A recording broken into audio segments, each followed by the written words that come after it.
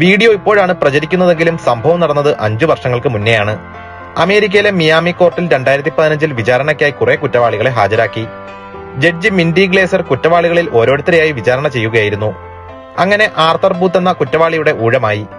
മോഷണം, പിടിച്ചുപറി, പോലീസിനെ ആക്രമിക്കൽ തുടങ്ങിയ കുറ്റകൃത്യങ്ങളായിരുന്നു അയാളുടെ മേൽ ചുമത്തപ്പെട്ടിരുന്നത്.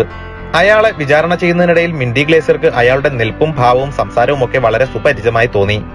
വിചാരണ കഴിഞ്ഞ് പോകാൻ നേരം ജഡ്ജി ആ കുറ്റവാളിയോട് ഏത് സ്കൂളിലാണ് പഠിച്ചതെന്ന് ചോദിച്ചു. അപ്പോഴാണ് ബൂത്തിന് തന്റെ മുന്നിലിരിക്കുന്നത് തന്റെ സഹപാഠിയാണെന്ന് മനസ്സിലായത്. അയാൾക്ക് ആശ്ചര്യവും അതോടൊപ്പം തന്നെ സന്തോഷവും അടക്കാനായില്ല.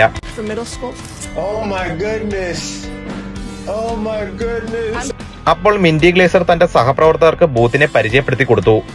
He was the best kid in middle school. I used to play football with him, all the kids.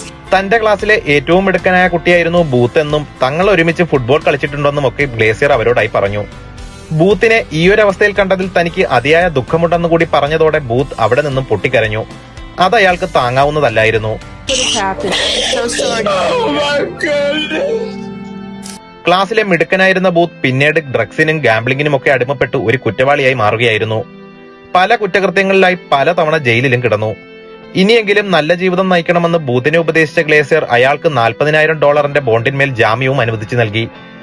10 മാസം ജയിൽ ശിക്ഷ കഴിഞ്ഞ ബൂത്തിനെ അതിനുശേഷം ഗ്ലേസിയറുടെ നിർദ്ദേശപ്രകാരം ഡ്രഗ് ട്രീറ്റ്മെന്റിനായി അയച്ചു. തന്റെ കളിക്കൂട്ടുകാരനെ അവിടെ വെച്ചും ഉപേക്ഷിക്കാൻ ഗ്ലേസിയർ തയ്യാറല്ലായിരുന്നു. ഏറ്റവും ഒടുവിൽ ചികിത്സ കഴിഞ്ഞ് പുറത്തിറങ്ങിയ ബൂത്തിനെ കാണാനും ഗ്ലേസിയർ എത്തിയിരുന്നു.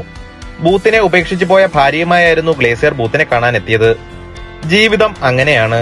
പ്രതീക്ഷിക്കുന്നതൊന്നും നമുക്ക് ചിലപ്പോൾ കിട്ടിയെന്ന് വരില്ല. എന്നാൽ നമ്മളൊട്ടും പ്രതീക്ഷിക്കാത്ത ചിലതൊക്കെ നമ്മളെ തേടി വരികയും ചെയ്യും. ഗ്ലേസിയറുടെ സ്ഥാനത്ത് നിങ്ങളായിരുന്നുവെങ്കിൽ നിങ്ങൾ എന്ത് ചെയ്യുമായിരുന്നു? നിങ്ങളുടെ അഭിപ്രായങ്ങൾ കമന്റ് ചെയ്യൂ. ഈ വീഡിയോ നിങ്ങൾക്ക് ഇഷ്ടമായെങ്കിൽ ദയവായി ലൈക്ക് ചെയ്യുക.